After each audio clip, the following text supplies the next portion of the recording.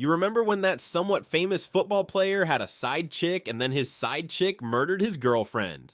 Now, the side chick's name is Marn, and Marn is 37 when this story starts, and she's living in Chicago, and it seems like all Marn really wants to do is find love. And one day in 2005, she feels like she may have finally found it because one night she goes to work this temporary gig at an event party for the Chicago Bears, and you know she's working security, and there she meets this retired NFL player, and immediately she's like, damn, he kinda fine, and so they hit it off, and she becomes his real estate agent because I guess she sells real estate too, and soon enough, they start smashing. Now, the retired NFL player, his name is Shaun, and Shaun, well, he really likes to smash. A lot. Like, a lot. In fact, during this time, he is dating and or hooking up with around 16 to 18 different women, so this dude's a player. And to be fair, while he's hooking up with Marn, he is in fact honest with her about not being monogamous. So she knows at least some of what is happening, but that doesn't mean she likes it. In fact, she really wants Shaun all to herself. And as you can imagine, being one of his many side chicks, it makes her insanely jealous. And one night, after they've been dating for a while, she's over at Shaun's place, and she decides that she is finally going to do something about it. So allegedly, while he's sleeping, she gets on his computer and she starts looking through all his personal stuff, like his emails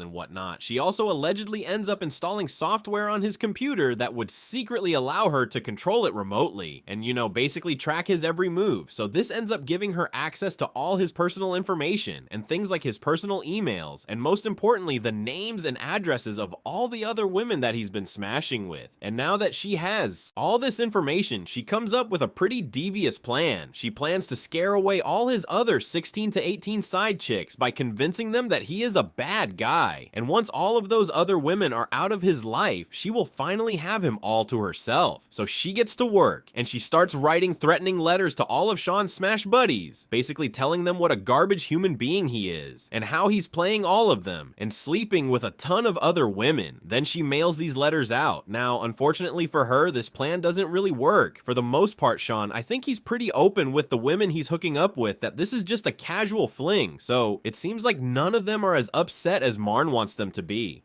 But then she gets some terrible news. As she's using her spying software to remotely read Shaun's emails, she finds out that he got one of his other women pregnant. But here's the thing though, that woman that he got pregnant is this woman, Ronnie. And Ronnie is apparently Shaun's actual girlfriend. Like, she and Shaun have been together for like 18 years or something like that. So that's about as close to having a girlfriend as it's going to get for this guy. And to my understanding, Ronnie kind of knows about Shaun and his other side chicks. Apparently they have an open relationship, but it's only open on Shaun's part. I don't know. It's weird, but you know, that's their business. The important thing is that they are having a baby, and it seems like from what Marn can tell, Shaun, he's really into it. Like, he wants to be a dad, and this sucks for her because if Shaun has this baby, this is gonna change everything between them, and she is not about to let that happen. So she comes up with a plan to unalive Ronnie so that she can finally have Shaun all to herself. Now, here is where the story starts to get dark. So Marn, she already owns a gun. In fact, I think she owns more than one. But for her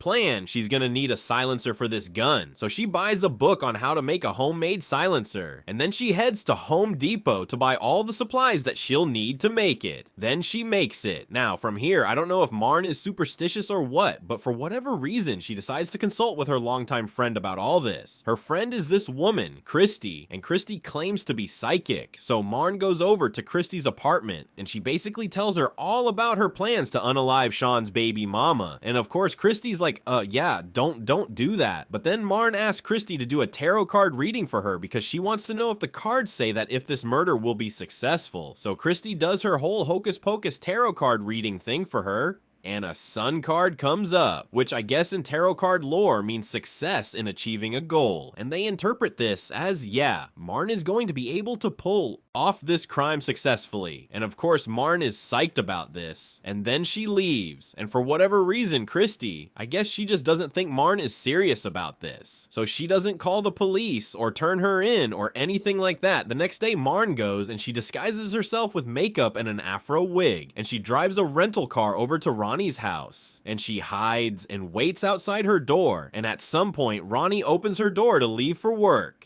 And suddenly, boom, Marn jumps out of nowhere, and she's got a gun, and she points it at Ronnie, and she shoots her. And unfortunately, Ronnie and her unborn daughter, they don't survive. Sometime after unaliving Ronnie, Marn eventually heads back over to Christy's place, and she tells her that she actually did it, and she tells her exactly how everything went down. And again, for whatever reason, instead of calling the police, Christy decides to help her friend, and the two of them end up driving around together looking for somewhere to hide all of the evidence, like, you know, the gun and the clothing she wore and all that, and they end up stashing it in various different places. Meanwhile, one of Ronnie's neighbors calls 911 after hearing what sounded like a gun go off, and so police come out and they look into it, and this opens up a whole investigation, and so they start investigating Shaun, and quickly they learn that he's a player who's been smashing with all of these women on the side. So one by one, they start investigating all of these side chicks, and one by one they clear them. But one of these side chicks they aren't able to clear, Marn. Police are getting info and tips that she is obsessed with Shaun and that she's the kind of person who is capable of committing murder, so they look into her.